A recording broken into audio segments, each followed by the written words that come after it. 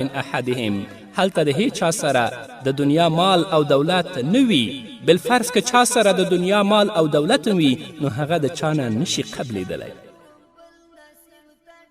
ولو ان لكل نفس ظلمت ما في الارض لافتدت به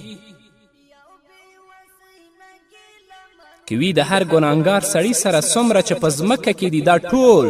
نو ور به یې کړي په خپله بدله کې چې زه د الله عذاب نه خلاص شم خو هلته به چا سره مالم نه وي بل فرض که چا سره مالم وي نو چې دا ځمکه ټوله د سرو زرو ډکه شي بیا هم چې فدیه یې ورکړي د الله د عذاب نه به نه خلاصیږي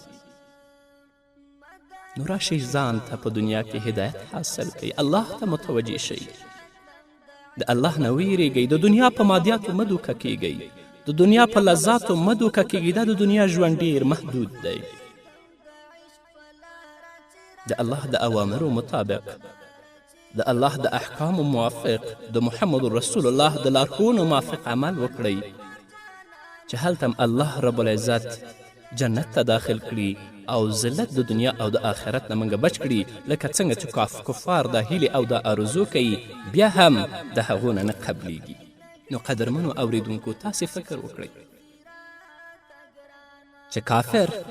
د آخرت په ورځ دومره لوی قیمت چې د دنیا ټوله ځمکه سره زر شي د څه په بدله کې ورکوي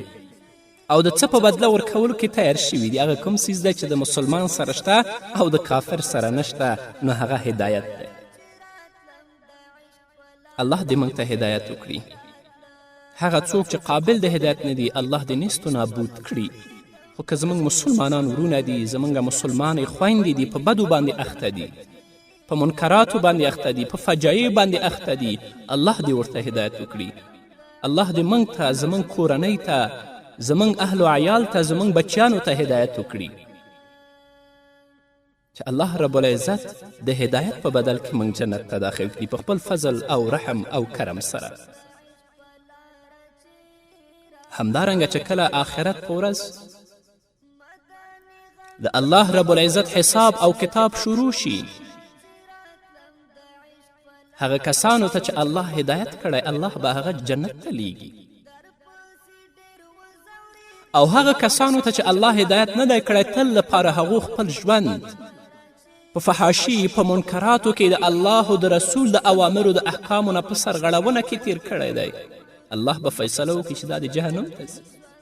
نو چې مجرم هلته جهنم ته لیږي ډیر افسوس به کوي ډیرې چغې به وهي الله موږ ته په سورة معارج کې فرمایلی یود المجرم لو یفتدي من عذاب یومئذ ببنیه وصاحبته واخیه وفصیلته التي تؤویه ومن في الارض جمیعا ثم ینجیه الله وایي کله چې د یو مجرم جهنم ته د تللو فیصله وشي چې ته به جهنم ته ځې نو هر یو مجرم به د زړه نه او په مینې سره دا هیله کوي او غواړي به چې کاش نن زما په بدله کې زما ځوان زامن په جهنم کې وغورځولی شي او زما ځان خلاص کړی شي یعنی هغه زما نوجوان زامن زما اولاد دې په جهنم کې وغورځولی شي او زه د جهنم نه خلاص شم هغه زما زامن چې د دوی په وجه ما دنیا کې سخت مشقت اوچت کړی او وینه او خولې مې یو کړې وي او په دنیا کې زما د زړه ټکړې وي او ما د خپل ځان نه هم د دوی خواږه ګڼل دوی د جهنم کې وغورځولی شي او زما ځان دې خلاص کړی شي کفار به دا هیله کوي لکه چې الله فرمایي لو یفتدي من عذاب یومئذ ببنیه ورپسې بیا کافر څه فرمایي وصاحبته مجرم به دا غواړي او دا به چیغې وهي چې کاش زما په ځای او زما په بدله کې زما دا ښځه په جهنم کې وغورځولی شي چې د دې په وجه ما دنیا کې د خپل مور او پلار نافرماني کوله د ښځې مې منله خو د مور او پلار خبرې ته اصلا ما توجه نه کوله